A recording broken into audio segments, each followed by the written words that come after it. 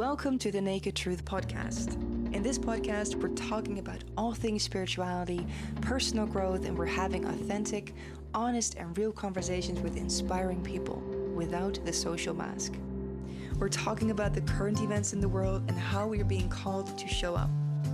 My name is Mayke, and I'm super excited to go on this journey with you, where you can safely explore about your purpose and more.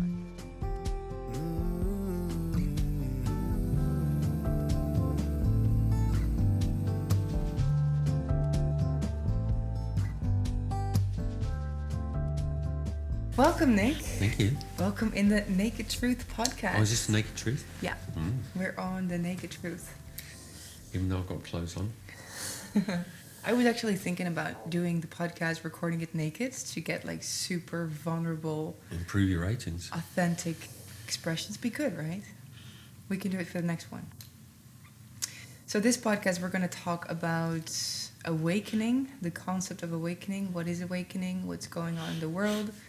There's obviously a lot going on, and with this podcast, we want to provide some clarity to people on what's going on, how to deal with it. Mm-hmm. But before we do that, I can introduce you shortly. We've been working together for 5 years now. We're doing the inner beauty retreats together.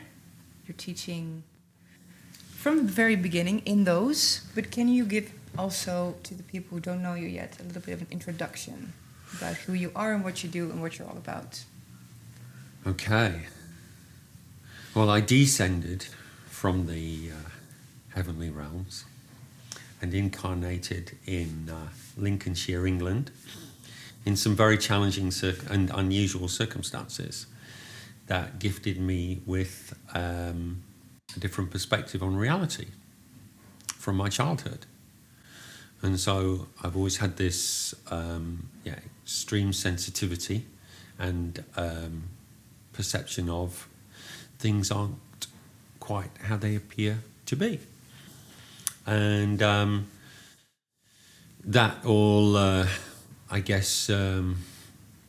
got covered up by growing up in the world and defining myself as a boy and then as a man. And I've always been quite into living an adventurous lifestyle. So had lots of adventures, and also from about 17, 18 years old, very interested in the deeper truths of life, and brought into that through basically studying the lives of the great 20th century authors. So obviously way back when, before computers and the electronic technology, people were just handwriting things and using very basic typewriters. But they were going out and, exploring. Life was, as an adventure, and a lot of these writers were having these amazing adventures and writing about the things that they were discovering about life and about themselves. And so that sort of put me on that. Inspired me enough to go to leave England, or tried to, when I was 17, and ended up destitute in what was then Yugoslavia in minus 26 degrees, and had to go back to England for a few years, and then when I was 22 got out there again, and pretty much been travelling ever since, and just following a trail, I guess. This whole subject of awakening, you learn something about life and about yourself, and that it's I live it like a cross between an adventure and an investigation. I'm really interested in. That's kind of like my way of being, and just synchronicity and connections, and always being open to meeting people and new experiences has taken me all over the world, living in all different countries, meeting all kinds of different people, and then educating myself,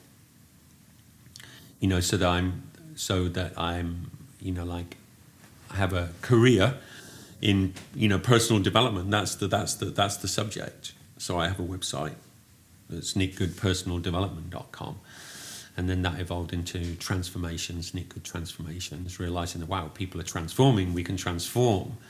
And that more and more and more people are getting interested in this subject. But the deeper you go into it, the more mind-blowing it becomes, the more spirituality merges with, I guess, how would you say, psychology, mythology, and spirituality. They all converge. So you go into sort of abstract subjects and things that are difficult to communicate because they're so subtle, but it's an experience that you can have yourself. So I've just become a guide for that, and because I wasn't interested in teaching or becoming a guide for anyone or anything at all. I didn't even cross my mind, particularly to present myself in that way. I was just going for it myself. I got myself so out there, and I wasn't particularly interested in the world, and certainly not living in cities and setting up websites and all that stuff. And I was living in Hawaii with 26 horses in these sandy paddocks next to the ocean, and just looking after these horses and riding big waves, and that was enough for me. I didn't really need anything else. And but my dad was dying of cancer, and then shortly after that, and he did die. My brother died as well 8 weeks after that, and that's what brought me back into the matrix, so to speak. And it was like when you see those old films of a rocket that's been out in space, and then it's coming back into the Earth's atmosphere, and they're driving the thing and it's shaking to bits because of the pressure of re-entry. That was me coming back into the world through Lincolnshire, England, with everybody dying of cancer, and that was definitely that's quite the initiation. A test of my tensile strength. So yeah, just been bumbling along and enjoying most of it. And yet you are here, living, at least spending quite a bit of time in the cities.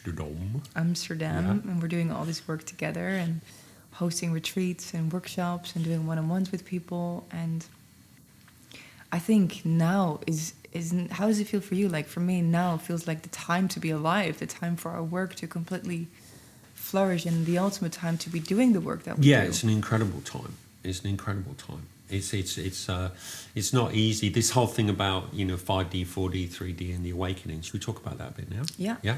So from my perspective, one of the things that living in 3D, which means the third dimension, which is this space-time and reality.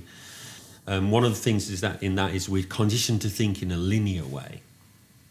So we think in straight lines. What A goes to B to C to D, and yeah. But reality is actually holographic. That means it's multi-dimensional. So what you have is all these other dimensions. When you're talking about fourth dimension or fifth dimension and beyond, they're all converging with this one, but there's just a difference in frequency, what frequency they're on. So they're all here now.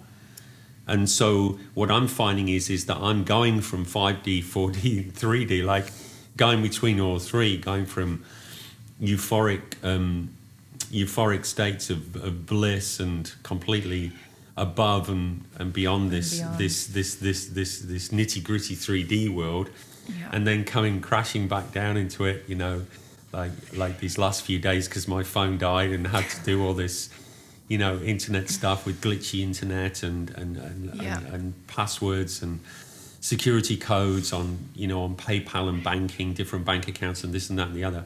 I was all day mission on that yesterday, and you quickly come down from your heaven on earth thing into the matrix, and it's pretty excruciating.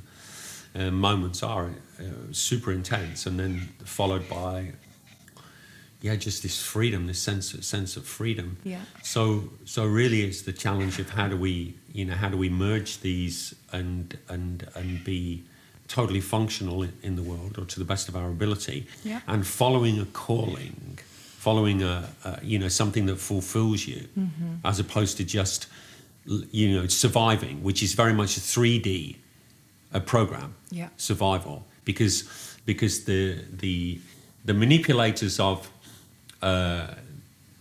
of human consciousness that influence the 3D world are very, very, very invested in generating fear. Yeah. And so most everyone lives in some degree of fear. They adjust to it very easily, but there's an anxiety, there's a low level anxiety in most people, and in many, many, many people it's not low level at all. They're downright frightened of all kinds of things in life. Yeah. So fear is the vibrational prison that nearly everyone is in 3D. Yeah. And we're in a time now where there's so much fear being generated through all of these these different strategies, which incidentally, for example, the 5G are vibrational strategies. They're to do with energy and frequency and vibration. Let's talk a bit more about the 3D, because for a lot of people who are still in the 3D paradigm of the 3D consciousness, you could say, they may not even be aware of being in 3D. That's right. So I think this is the problem. Personally, I had my awakening when I was 27, so it was beautiful around my Saturn's return, is when I met you also. We should just talk about what Saturn Return is in case no one knows what that is. Okay. When you're around about 28 years old, you go through this astrological phase in your life, which is called Saturn Return.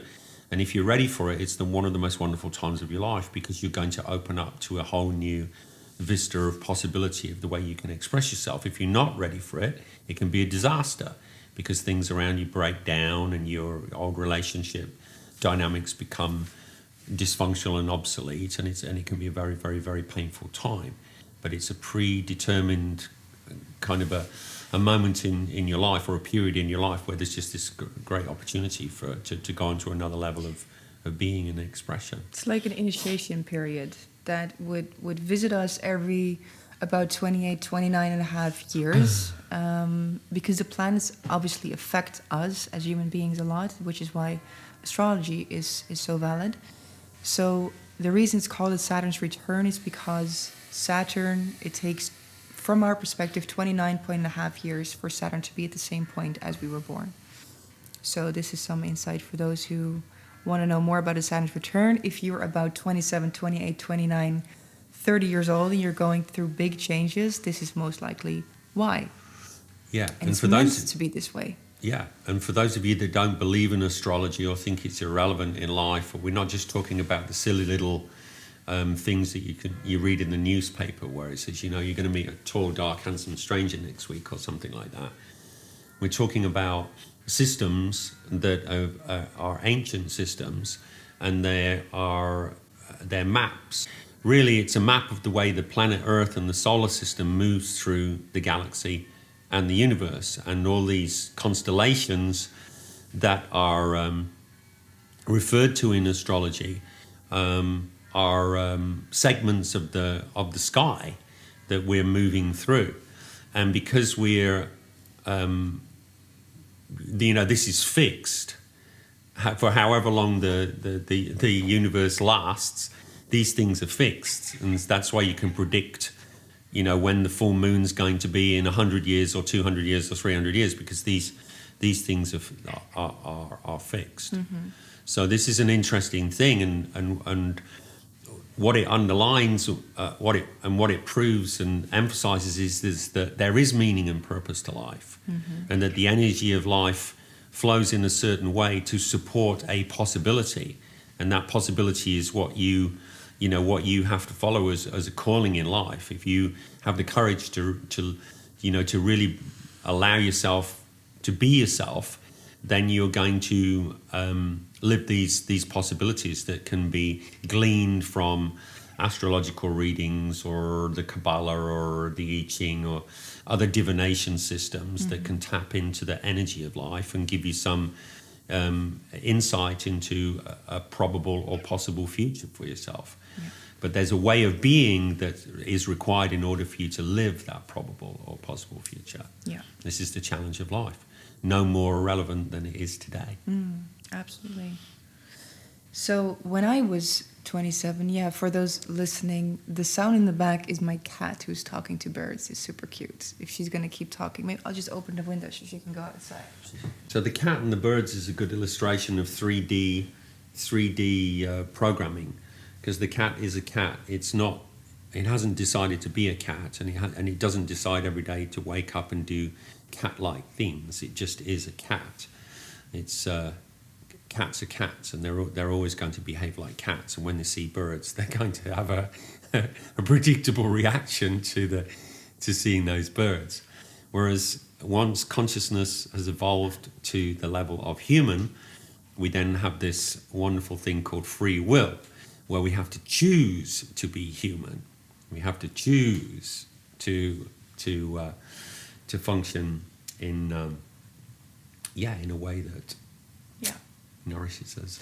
And in a certain way, you could say that we only truly become aware of those choices and those free will that we have when we expand into a 4D perspective. Because in that 3D perspective, where we could say we're still asleep, most of us are born asleep. Maybe we can elaborate a bit more on what that means, on being asleep. It's basically not being aware of there being another reality than the one you're currently living in, which is your normal life. So in the 3D life, you are just living your life, going about your day. You're being taught to have a 9-to-5 job, build a family, have a good house. Everything based around the lower 3 chakras, survival and make ego. sure you have lots of security, things as status, finances. All of those things are important in 3D. And carry on the traditions that have been laid down by your ancestors without questioning. Asking too much questions. Yeah. Let's get on with it. Yeah. That's just how things were done. So let's just keep doing them that way and do not rock the boat too much. That's right.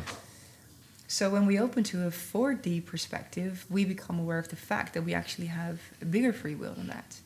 It's when we start to question things and when we start to question reality and when we start to learn about things as the law of attraction and the power of our thoughts and the power of our emotions and how we create the world that we live in through our subconscious minds. But it's also the realm where we become aware of, maybe we could say, darker forces in the world and beyond the physical world, and the darker and the hidden agendas that are going on in the world, which we are seeing a lot of being revealed right now. That's right. And more to come. That's right, because fourth dimension, when you go from 3D to 4D, what you're talking about is another dimension of life. You're becoming aware of another dimension of life, and in 3D, that dimension of life is invisible. You can't see it. You're not aware of it. You don't.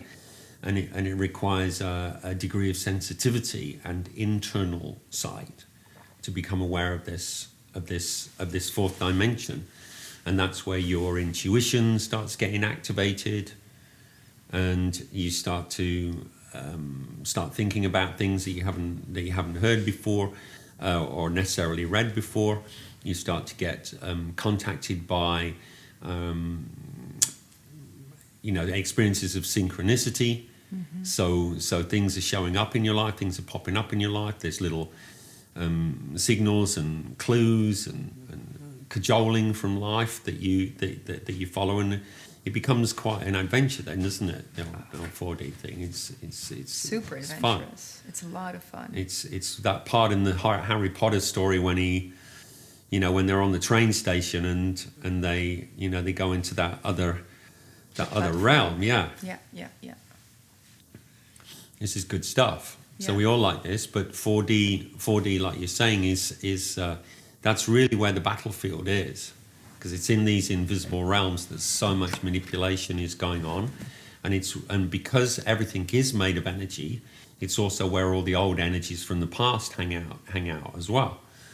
So in that fourth dimension, it's just not one single place. There's vibrational levels of that dimension, and the lower vibrational levels of that dimension are not particularly enjoyable places, but the higher ones are. Yeah, most people, because we're talking about awakening, most people, but not all, awaken due to some kind of trauma, some kind of crisis in life. Did that happen to you? Did you have like a moment of awakening? Yeah. Well, I've had lots of crises and trauma in my life, but just from being a very small boy, it was trauma, straight away, like horrifying trauma.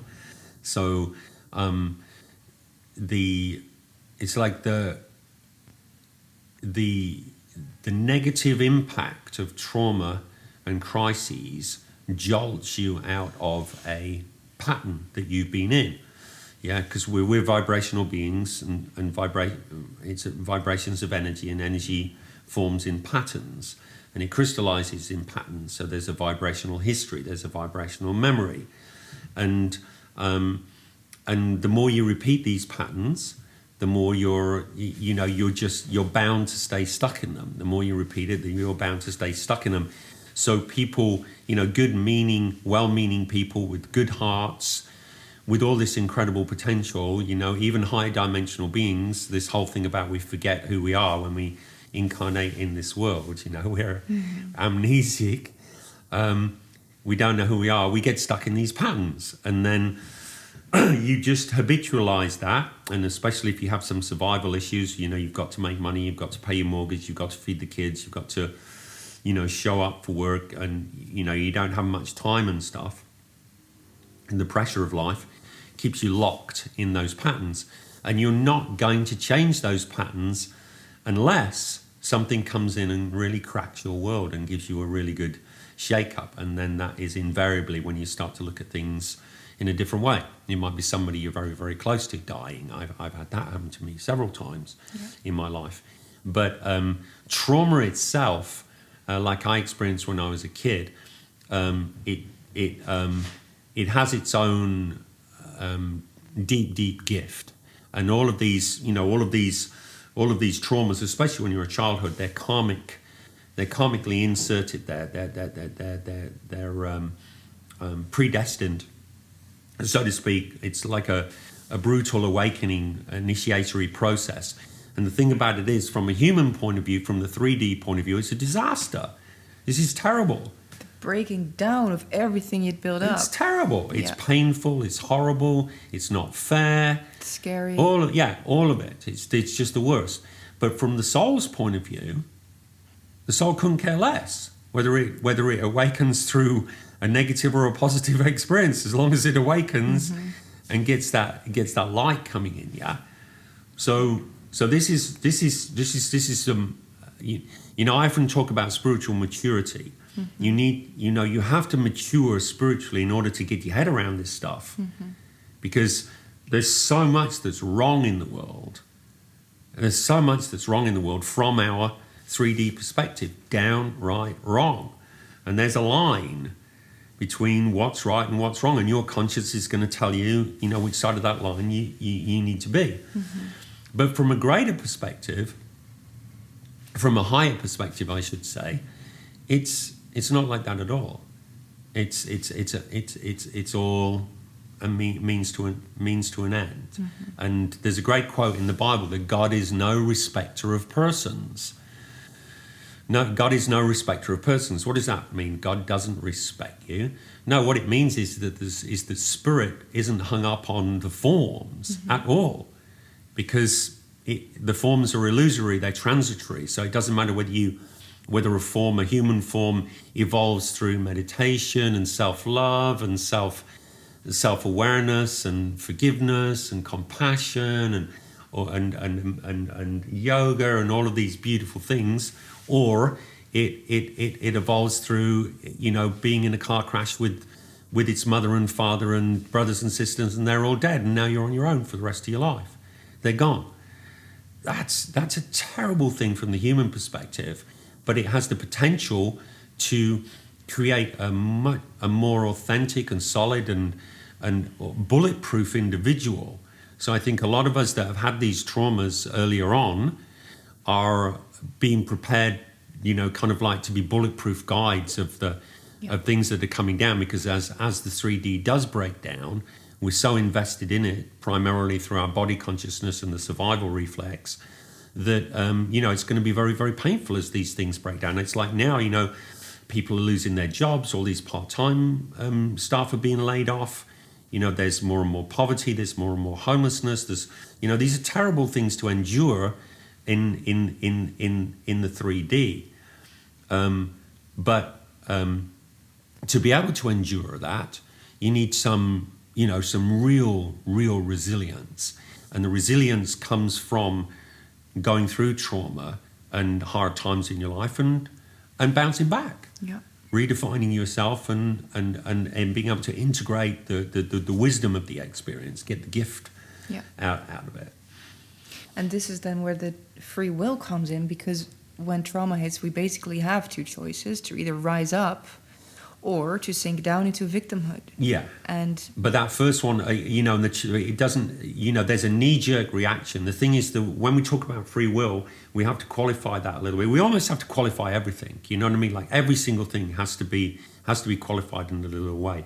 So the thing about free will is that when you react unconsciously to a situation, whether it's through fear or anger or sadness or whatever it is, when there's an emotional reaction to any kind of situation in your life, you've done that unconsciously.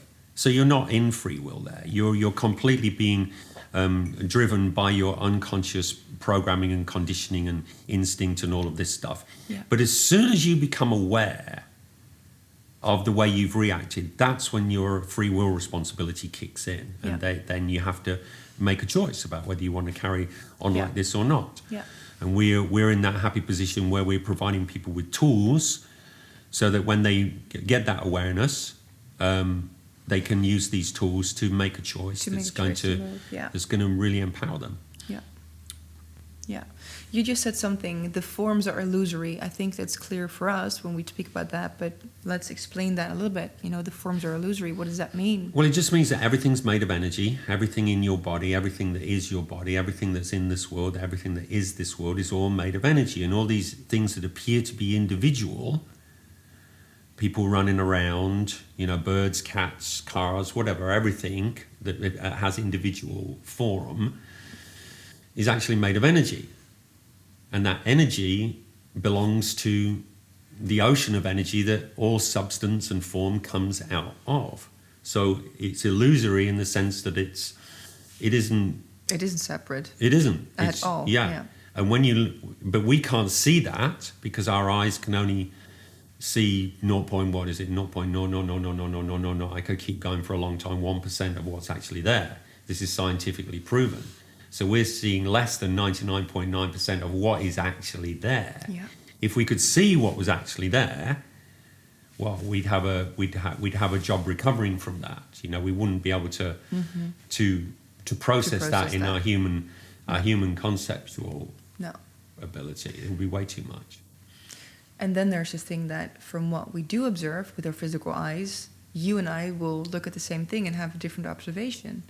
Everyone will see through the lens of their own perspective. So everyone will see, and those lenses are basically made up from our belief systems and our thoughts and our past experiences, basically everything that makes up our subconscious mind. Yeah, so you're not actually talking about the physical eye now. You're talking more about the third eye, the inside, the inside. So that's it. Yeah, we would see something completely different. And the Native American Indians had a really good saying when they came across the white men for the first time or in the early times, and then they started having experiences with this well, the experiences that they had, let's just put it that way. One of the great quotes that came out of that time was that the white man needs to learn to see with his heart. So and this is one of the big problems, because we're seeing all these politicians and we're hearing all these politicians talking and speaking and looking very smart and respectable, and these are the bastions of civilized society, and we should look up to them, even idolize them like heroes, and rock stars and movie stars. They're super sensationalized in America. Superhumans. Yeah, and of course, when it turns out, when we actually discover what they get up to in their spare time and what they enjoy and what their ulterior motives are, they're there's some dreadful realizations come from this. But if you're awakened to a degree and you have some degree of insight and sensitivity and you're able to see with your heart, meaning you trust your intuition, so you can see and you can feel what's really going on, and you must trust yourself. Because the more you sit in silence and stillness, the more you disengage your physical, mental, emotional self, which is the 3D the 3D, the thing that's trapped in 3D, the more you disengage that momentarily while you're in this silence and stillness in the meditation, the more you reach with your heart for a love connection with life, the more activated you are. So you must trust yourself. You have to trust yourself and follow your intuition, and whether it's how to move forward in life or your relationship with people, you must trust yourself. Very, very important. And we're learning, we're fast tracking how to do that. It's going faster than ever. Exponential. What we're aware of. Exponential. It's amazing. It's beautiful what's happening. And at the same time, for a lot of people, this is a very, very frightening period. Joya, the cat, is playing with the camera. It's going well so far. Because, let's be honest, a lot of people are losing their jobs, are losing their businesses. Yeah. People that have worked so hard to build their business, and it's collapsing right now. Yeah, terrible. It's disastrous. People that are losing their family members. Yeah. So from that third dimensional perspective, we are in the midst of a disaster. Catastrophic. We are in the midst of a huge crisis. Catastrophic. Armageddon. Then which has been spoken about for a very, very, very long time. It's about every sacred document. Yeah. Yeah. Exactly. Yeah. And the thing about it is, we go back to that from a spiritual perspective. It doesn't matter, on what really happens on grassroots level, as long as consciousness awakens. That's what matters. Yeah. Because consciousness is the only thing that's eternal. So it's an absolute disaster that people are losing their jobs and becoming homeless, more and more homeless, and all of these things. Catastrophic, only on that 3D level. But it's a symptom of the breakdown of these systems and structures that have been locking the consciousness trapped in those bottom three chakras for thousands of years, literally thousands and thousands of years. This is an ancient story with a gigantic history and a gigantic present and a gigantic future. And we're like these little creatures in the garden, these little grubs that have been groveling around in the shit, munching on microbes, that are now suddenly on this fast forward awakening to realizing what is in the garden, and all this beauty and magnificence that's so far beyond any experience that we've ever had. There's nothing to compare it to, and it's extremely challenging to fast track that. So to buffer all of this, there's all kinds of different souls. Consciousness all comes from the same place, but it's been coming from the same place forever. Life never began, it will never end. There's always been consciousness, and there's always been souls, and there's always been reality. And so during that time, quote unquote, of eternal expression, there's all kinds of everything been happening, all these wonderful galaxies and worlds and beings, and so souls, different soul groups have incarnated in this world at this time because they inherently know who they are.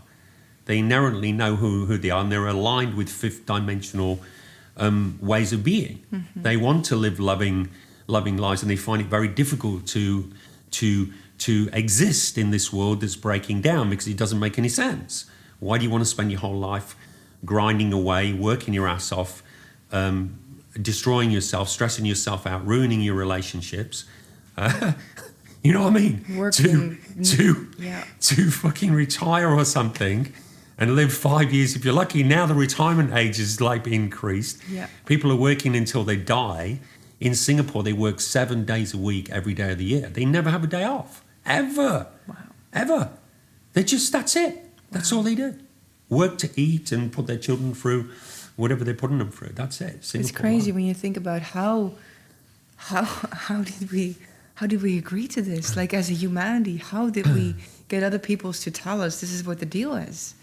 Well, because we've been manipulated, and we're like children. We're this awakening thing is really, it's a maturing process. Yeah. When you were a little girl, you were dragging this fluffy blanket around with you, and if anybody, took it away, you would scream the house down, and if you'd forgotten it, you're 20 miles down the road on the way to the beach or something, you've got to go back and get this fluffy blanket, else we can have a really bad day, yeah?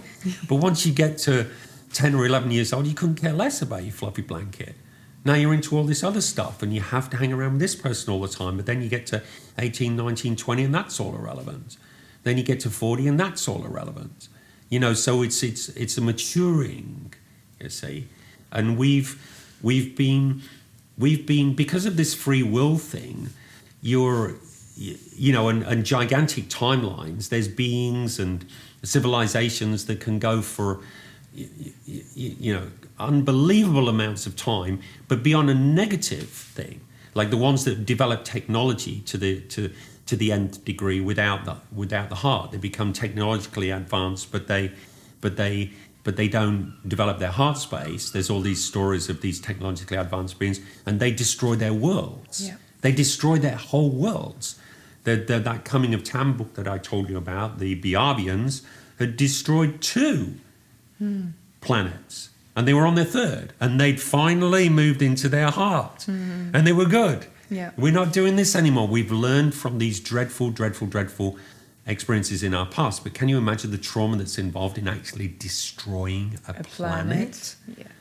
So we're in the, we're in the karmic imprint of that. Yeah. We're in some fundamental basic breakdown of toxic systems, toxic culture, toxic everything, and the ones that are going down with it, it's very, very sad.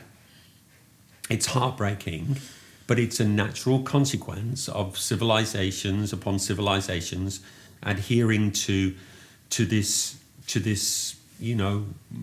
way of being that really is against their own inner nature. Yeah. And our whole history, as far back as you can go into history, researching history is full of that stuff. It's just war and more war and following the kings and destroying other societies and stealing, taking their land and slavery and the whole thing. But that's all about to change. Yeah. Because we really are on this breaking point. Yeah. It's all about to change, but it's thousands of years old. The structures that have been in place that have been controlling that. So it's a massively complex situation right now. But the wonderful thing is, it's all made of energy, and the energy is changing, and it's changing from the outside because there's external influences affecting this. Just like it's springtime now in Holland, and no one can stop the blossoms on the trees and the tulips and the birds and doing their whole thing because it's spring. No matter what you want to do. Well, there's a cosmic change going on. There's a cosmic seasonal shift. So that's the outside influences that is changing everything. But there's also this massive internal shift because all these star seeds that are 5th dimensional, they're all getting into their 20s and starting to become, real conscious beings, and they're coming into their power. So and then that has a knock-on effect to all these other people that are interested in these kinds of subjects. And because we've got the internet, there's so much cross-pollination and these little atoms forming molecules of consciousness, and the whole thing's, it has reached critical mass. This is a wonderful thing. That's why there is celebration in 5th dimension, because it's done. But it still has to filter down to our level, and we have to do the work to demonstrate that this is now we are living in societies of love now, and we're living for love, and we're honouring each other and honouring ourselves and caring for each other and caring ourselves, and we're also our foundation for our life is this invisible relationship with life within ourselves. Yeah, and that's our guiding light. And we're going to follow that guiding light and not be dictated to by politicians or which are only the ministers of these ancient controlling families and the systems that they put in for all these years. A lot of people can feel this right now. There's people that are, especially the ones that have been on retreats with us, that have been texting me right when it started, like, Mayke, everybody's freaking out, everybody's panicking. But I feel so good. I just trust in my heart. Everything is all right. I don't fear. Is there something wrong with me? So there's a lot of people that already can feel and tune in energetically to the 5th dimensional perspective without maybe having the intellectual understanding of what's going on and what they're feeling. But we can feel it. Yeah. And especially the women right now can feel it. Like, we can talk about masculinity and femininity in another podcast, another topic. But in short, we could say that the toxic masculinity has ruled or dominated the world for quite a few years. And those systems are falling, those systems are collapsing. And the feminine energy is on the rise right now to bring balance to everything. As we have, of course, we don't have just toxic masculinity, we also have the divine masculinity, we also have toxic femininity. We can talk about that later. But I see, because these male masculine energy structures are falling so much right now, and those feminine qualities and things like intuition and feeling and opening and softening and surrendering, all of that is coming to the surface right now to bring balance. What I see is that the women currently in the world are a lot more stronger than the men, because I really see that shift happening. Is that what you see also? Yeah, definitely. Yeah, because generally speaking, when women are more feminine. Yeah, generally speaking, most women are more feminine than men because they're women. Yeah. But obviously, there's plenty of masculine women around. But because of that inherent femininity, there's inherent sensitivity, and that's what you need to connect. Sensitivity and elevated intuition. That's what you need to connect. Plus the emotional process and the the kind of like the need or the habit to talk, to really talk through the process, to to really move the energy through, all of that stuff, and because they're into feeling good, they're into feeling good, whereas men or the more masculine thing is generally speaking less sensitive and less connected to their intuition, therefore, and more subject to programming and conditioning, and then the man's drive to achieve, to go out there and slay the dragon, to conquer. This has been an archetypal theme forever. That's now translated into the modern world into go out there and make a lot of money and fight for your business, your place in the marketplace. Yeah. So guys are charging off into that thing, but what they're charging off into is collapsing, breaking down and extraordinary morphing. And so there are a lot of men are getting left behind on that one. Basically, I think it comes down to that we're all losing in these times of transformation, whether it's the personal transformation like you've experienced due to the things in your childhood, the things I've experienced in my life which led to my awakening, or the things that are happening in the world globally that cause us to go through this transformation journey.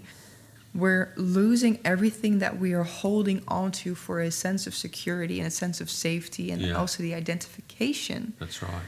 Because we identify with the things around us, with the people around us, exactly. The things, the status, and we don't just identify it. We find our sense of worth in it. We find our safety in it.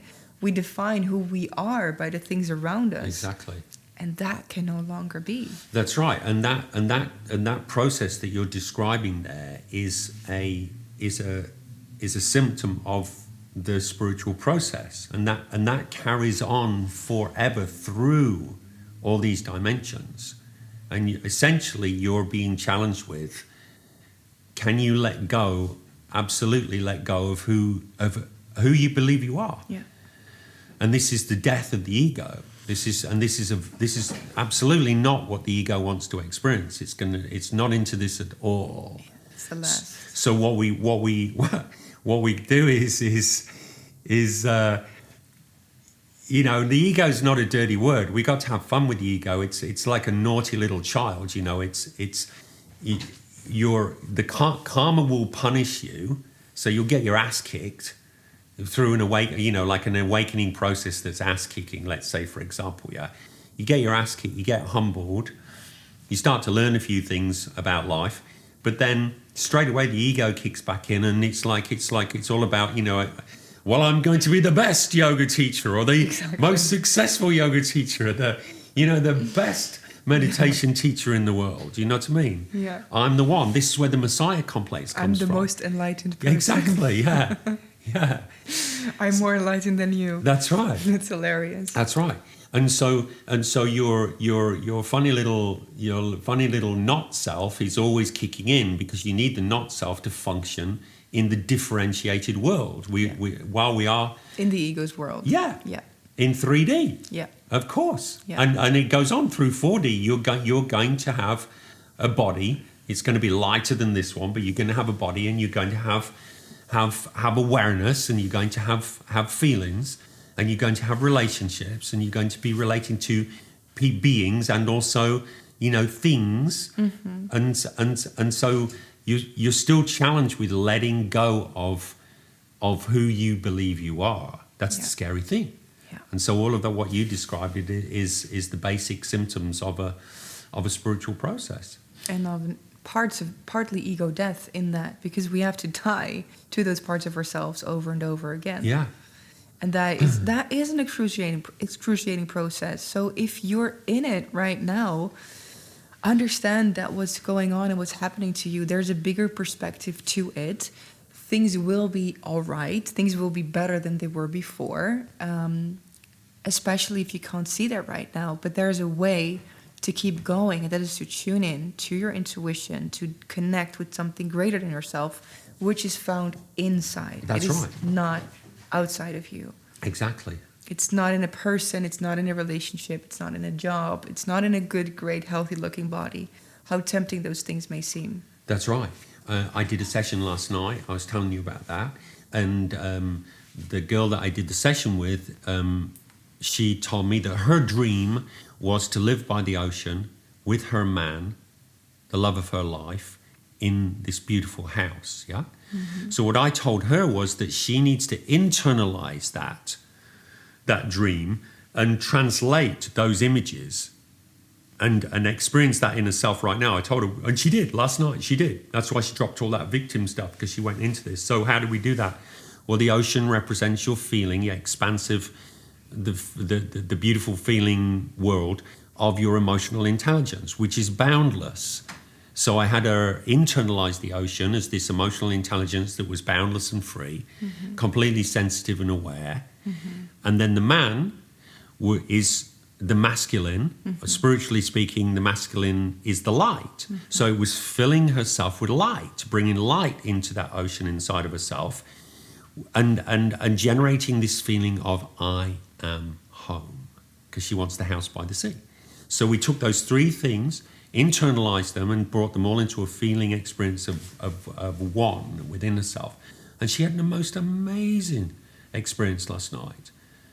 But it was very, very, very powerful for her. She had to go. She's probably still in bed now. She really had to mm-hmm. sleep after that. She was like, mm-hmm. because this whole thing about moving out of the ego's world, the physical, mental, emotional patterns that we've been in, all this conditioning, all this karmic stuff, into this spiritual awareness, which is really boundless and free, and all the acceleration that's going on now is very, very, very, very, very, very challenging. So no, it doesn't have to be a negative experience at all.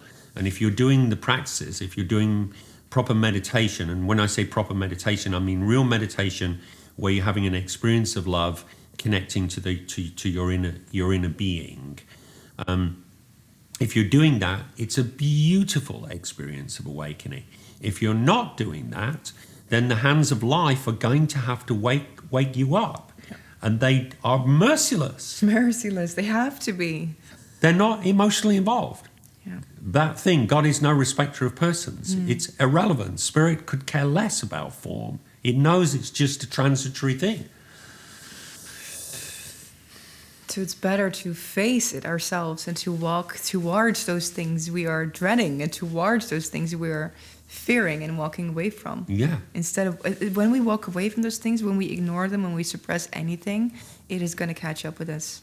One point. Definitely. There's no other way. Definitely. So that's what life keeps. So I think this is a trait, you could say, of spiritual practitioners, is to walk towards those things. At least we should. I don't like to use the word should, but we should aim for that. Yeah. To walk towards those things we're afraid of. You know, when you've built something, like personally in my life, my whole life was built around this 3D world. Yeah, relationships, my work. I was running this modeling agency. All of it was about looks and status and things like that. So after I had my awakening, all of that changed. I kind of recycled everything, my relationships, my homes, everything was recycled. And now there's a beautiful surrounding, like companies, people around me, love, friendships that are completely supportive of and more fitting to who I am at this point.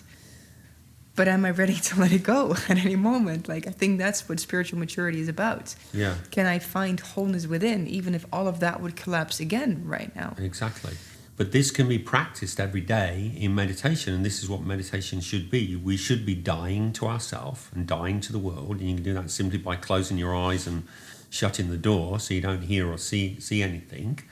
So you're, spiritually speaking, you're dying to the world, and then you ignore your thoughts, you ignore your impulses to go and get something to eat or whatever it is. So you're dying to your ego desires to a degree, and then you just sit there patiently waiting with an open heart, feeling for this connection with life. And this takes a tremendous amount of faith.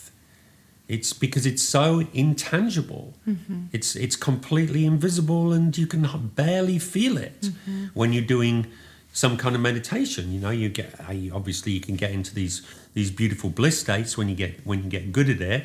But once you get the feeling of what it is you're connecting with, once you get the real feeling of what you're actually doing in meditation, instead of just sitting there listening to your thoughts, once you make that connection, it's so beautiful. There's nothing in the world to compare. No. Nothing. There really isn't. No. And so it becomes more of a challenge. That's definitely what I've experienced. It becomes more of a challenge to be in the world than just to be floating about doing your little practices and talking to the flowers and stuff. Because I think a very distinct change is being made. Suddenly, for me at least, and I think for you as well, that becomes home. Exactly. That space. But it is a home. It's a spiritual home, yeah. And it's a spiritual nourishment, it's a spiritual love, because we're spiritual beings. That's the whole thing. Yeah. That's why fundamentally, that's why the Buddha said, life is suffering. What he meant was life in 3D is suffering if you're in your ego's world, because you're going to get attached to your physical body. And your 4D still. And also. Your persona, yeah. And you're going to get attached to people, you're going to get attached to things, you're going to get attached to everything. You're going to lose all of that. And it's all going to change. Yeah. It's all going to change. Everything's going to change. It's all going to dissolve. It's all going to die. It's all going to disappear. It's all going to be, everything in the physical material world has a positive and negative side. It's great when it's positive, but when it flips into the negative, we hate it. Yeah. That doesn't mean, though, because you just said when in meditation you ignore your thoughts and your impulses to move and get up and do something else that is less boring to the mind. That doesn't mean that we should be ignoring the emotions that come with the process of shedding, of transforming when we lose people that we love in our life, when we lose our job or our business, like many people right now. There's emotions that come up, but we're not saying, I just want to make that very clear, to ignore all of that. There's a healthy way of expressing all of those emotions. Well, the emotions are part of a feeling landscape, and the ocean of feeling is your soul. Your soul is feeling intelligence. So consciousness is feeling intelligence. It's awareness that feels. It's intelligent feelings. And so that feeling capacity, as you move further away from let's say the center of the soul towards the human center, the ego center, those feelings become emotions. The soul isn't emotional. The humans are emotional. The high spiritual beings are not emotional at all, but they're exquisitely sensitive. So they feel everything, and they can feel, like for example, the bodhisattvas, which are the Buddhas that have ascended. There isn't just one Buddha. There's countless numbers of Buddhas that have ascended through these spheres, and they exist in these high spheres of being, somewhere in these higher dimensions. And they absorb the suffering of humanity and radiate out compassion. The only way you can absorb the suffering of humanity and feel it all is if you have this gigantic awareness of truth. If you're absolutely embedded in the eternal nature of self. And then you've got plenty of space to deal with the suffering of humanity, no matter how big it is, because its eternal, infinite self is much, much, much bigger than that. So it's not about ignoring the emotions, it's understanding the emotions is the pathway to a deeper feeling experience of yourself. So I would say what's very important is to look at the emotions and also be aware of the stories that you're attaching to them, and understand that your feeling process that is necessary, the necessary thing that you have to go through in order to birth yourself into a fully awakened being. You have to go through this feeling process. That the emotions is connected to that and is the path into that. But you've got to be able to deal with these stories. You have to be able to contextualize these stories. If your best friend and lover and life partner suddenly died of a heart attack, like I have a friend, her twin flame, soulmate, whatever you want to call it, died on top of her while they were making love, ecstatic love making, and he had a heart attack, dead, gone. What a trauma. Unbelievable. So she can be, you've got to, once you've begun the processing of that, if you're an awakened being, you've got to be able to contextualize it. That if you're hung up on, attached to the form, and it was, oh my God, I've lost the love of my life, and rah, rah, rah, this whole story, and you can be telling you that story for the rest of your life, and it's going to ruin your life. But if you can contextualize it and understand that, wow, this was such a rare, pure connection we had, the love was just so exquisite, and love doesn't die, it lasts forever. We're spiritual beings, we're connected forever, and this was such an intense, karmic lesson, trigger point, wound, karmic occurrence here, that there's so much depth in this thing. It's really going to define me for the rest of my life. So thank you for this gift, and now I need to do some serious integration for that, and I'm not capable of doing that with my mind, with my emotions. I need to let the infinite thing that knows what's up into me. You're going to get the gift from that. You're going to become a very empowered individual. But that's a lot. That's a massive challenge there. Yeah, it's huge. And there's quite a bit of work that needs to be done for the, let's say, regular Joe to be able to, have that experience to let that in. I mean, Joe's got a lot of work to do. Joe's coming from the bottom, started from the bottom. Now we're here. We can get up there, but there is some work to be done, and that is, meditation practice is definitely a way to go. But also learning how to deal with those emotions that come up. Yeah. So we teach all about that, by the way, and we guide you through practices in our one-day retreat at home called From Fear to Love. We made this together, Nick and I. So you have this beautiful blend of both of our teachings and tools in there. And it's basically helping you transmute fear into love. Yeah.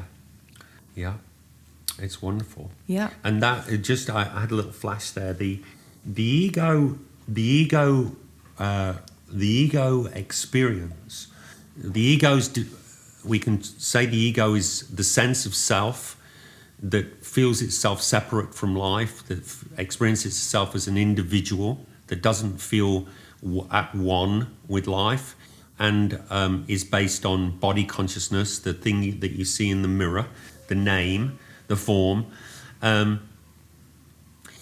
the ego lives in an emotional landscape that is personified by the clowns. The clowns have the happy smiley face, and they have the sad face, which is an extension of the Greek drama, where they used to have these plays in the amphitheaters there, and there was all these people there in these steeply designed amphitheaters, and the players would be on the bottom, and they would be wearing masks, and these masks would define the emotion that they were experiencing. So that whole emotional spectrum is where the ego lives, from this ecstatic, hysterical happiness on one end and hysterical sadness on the other. And it's trapped on there because it's a linear experience. It can't go anywhere else because it has no depth. It's trapped there.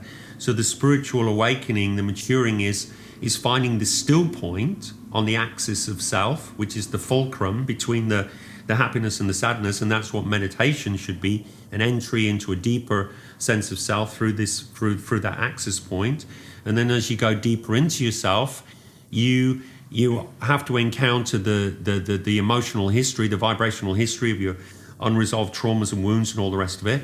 But once you go through that and you start to expand your sense of self and realize you're connected to all your ancestors and start to deal with that through forgiveness and compassion and Ho'oponopono and all these wonderful things that we teach, you start to be able to access at will serenity, emotional poise and equanimity.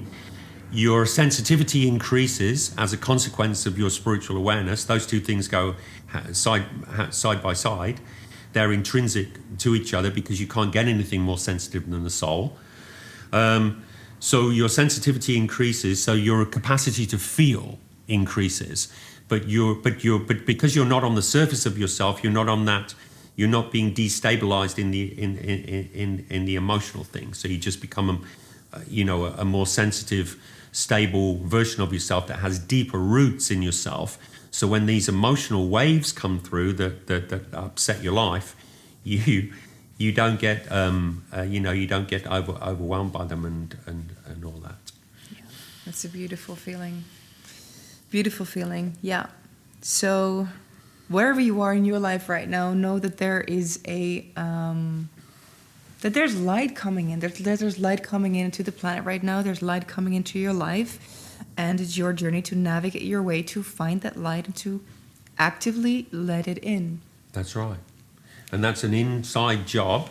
And you're lucky, you're blessed to be listening to this because you've got two beings here that can guide you into making that journey a lot easier than if you were bumbling around on your own like I was for years. Yeah. It just takes so much more time and so much more energy if you have to do it alone. And thank God I just did a mentorship this morning with one woman, and the message for her was, and this is for so many people, you don't have to do it alone. You don't have to do it alone. There's help, there's guides and everything. So allow those guides to help you, and this is something that we can do and we'd love to do. So if you want to get in touch with us, do so through innerbeautyretreat.com. We're here for you for private sessions as well, and also really check out the one-day retreat From Fear to Love. You can find that on innerbeautyrετreat@home.com. You can find Nick, his website on nickgoodtransformations.com.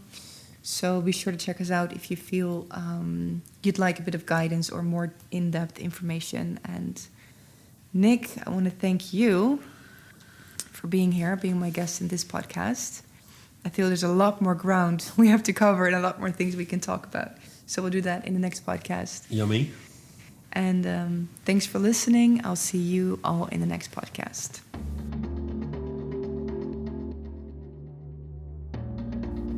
In de volgende aflevering heb ik het met Jessie Jazz over onzekerheden, jezelf blijven in relaties en nog veel meer.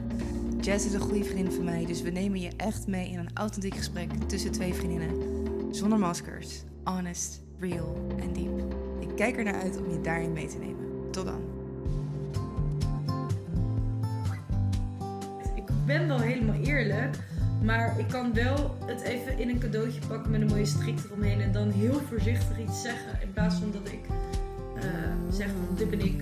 En if you like it or not, this is it.